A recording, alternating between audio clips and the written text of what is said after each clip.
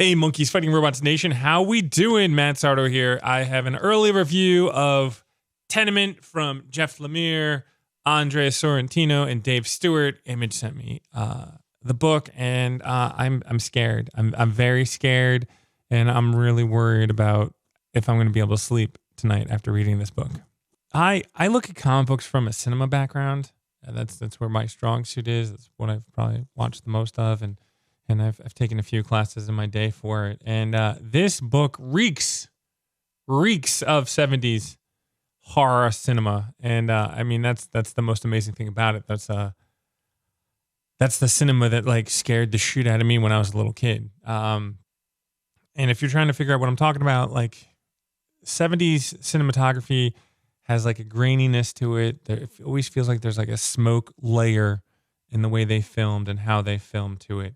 And then in horror, there's always like rich reds and dark blacks. I mean, the rich reds is usually the blood, and the fake blood was always in your face, and the deep blacks. And then there's also always seems in horror to be like a psychedelic element going on with the film. In a horror film, like the person is either going crazy or the world is going crazy around them.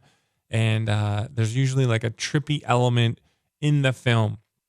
And that's what adds to your like edge of your seat craziness too. You're like, what is going on? I'm uneasy about this because like, I don't know if they're crazy. I don't know if he's crazy. What's going on in the craziness? But there's usually like an element where the main character just goes mad in horror, and they either had enough of being scared or enough of the world, and they just like freak out. And all of this, everything that I kind of described in here is in Tenement. Like it is just bonkers, under your skin craziness. I mean, if you go to the Image press release, they say it's Rosemary's Baby meets Dario Argento's Inferno. And those are two films that kind of like totally are what I'm talking about. Tenement is a 10-issue miniseries, which means this is going to be like a slow burn craziness. So, I mean, what was the first issue? 30-something pages. So it's going to be a 350-something page book. That's going to be crazy. The first issue is a total setup. You know, these are the characters. This is the setting. And then there's an inkling of terror that's creeping into the world. And we don't know exactly what's going to be. You know, there's all those token things from horror movies. There's a key. There's a fly. There's a, you know, I don't want to spoil it for you, but there's something. Andre's panel structure is pretty crazy. He stacks the panels a lot in the beginning to represent the tenement that the people live in. And also like that stacking puts a weight of the world on each of the character as you learn their situations. You're like, oh man, this just keeps getting heavy and heavy and heavier. And then there's like the weight of the building. And also, I haven't established yet, like if they're stacked in a way that these are the floors that the people are living on. So if there's a hidden meaning that way. And then also there's certain panels that are just very simple backgrounds. And there's some panels that have a lot of white space in the background, and it adds to the bleakness of the situation.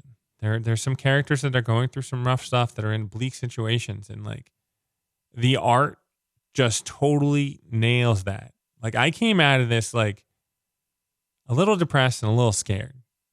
I mean, a lot of scared because like I know that something's coming to get me, and like it's the stuff that I can't see that scares the shit out of me because I'm like, oh man, what is that? My imagination starts going crazy. And there's just a damn little fly, but it's like a close-up of the fly at the end. And I'm like, that thing's going to scare the shit out of me. And what Jeff does well is he sets up all the different characters. We know who everybody is, and we feel each character's pain.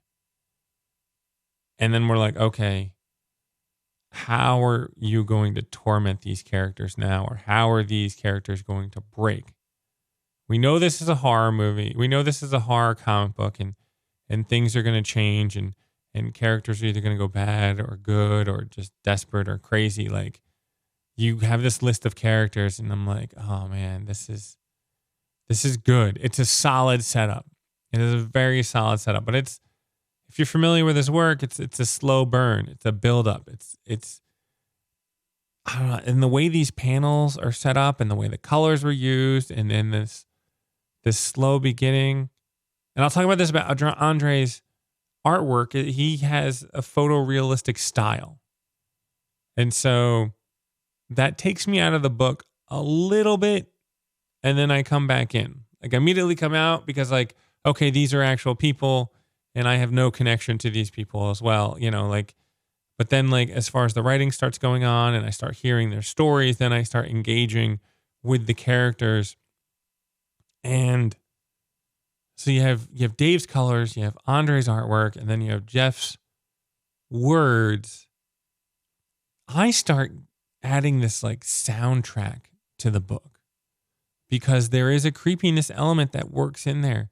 There's some smoky backgrounds where you're like, okay, is this just smoky background or is this like whatever evil is in the background influencing these people? I start adding this score and the creaks and I start, hearing things in this book and sounds and I start like inching towards the edge of my seat. Like this book is good. And I mean like part of me wants like all 10 issues right now to like read it all, but like I'm definitely excited to see where it goes in the next issue. Like I want the next issue now because they tease you. They tease you with a little bit and they give you really well formed characters and then you're left with like, okay, what's next? And I want the what's next. And I don't want it because I'm scared, but like I want the what's next.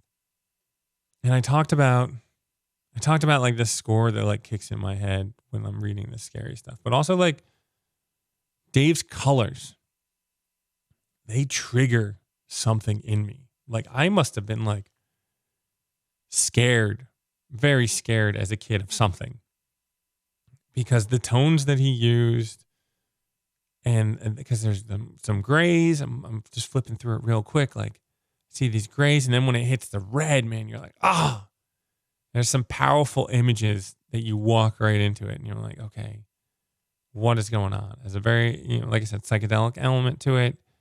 And I'm looking at this one panel and it's like reflective and like, I'm like, what is real and what is not real? And like, I'm just thrown off by it. And I'm like, okay, let's enjoy the ride. And then, it's so good. It's so good. And then it has this bright red. Then it goes back to like this tannish brown and like element and like, the colors really work well in emphasizing the story. Like they really keep everything focused on the characters and on the story, and they don't detract. And they actually like it's like the colorist in this, Dave in this is like the DJ. He's like, okay, this is the music that we need to play at this moment in time to either amp up the moment or play it down so you listen to what they're saying or you're focusing on the action or this or that. Like he is reading the room and just playing the perfect notes in color. Tenement hits your local comic book store on June 21st. Are you a fan of Jeff and Andre and Dave's work? Like definitely like, what did you think of Gideon Falls? Like where were you in the world of Gideon Falls? Or what is your feeling on like horror comic books?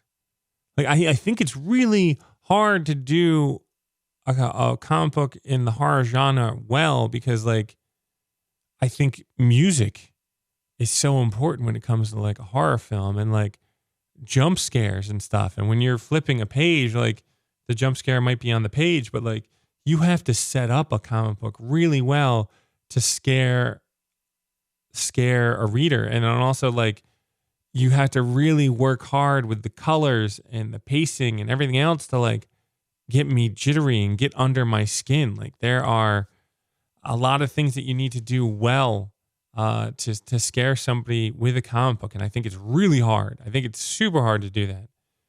Let me know what horror books you've enjoyed. And so I can check them out and let me know if you're excited for Tenement. I'm Matt Sardo, and we'll talk to you later.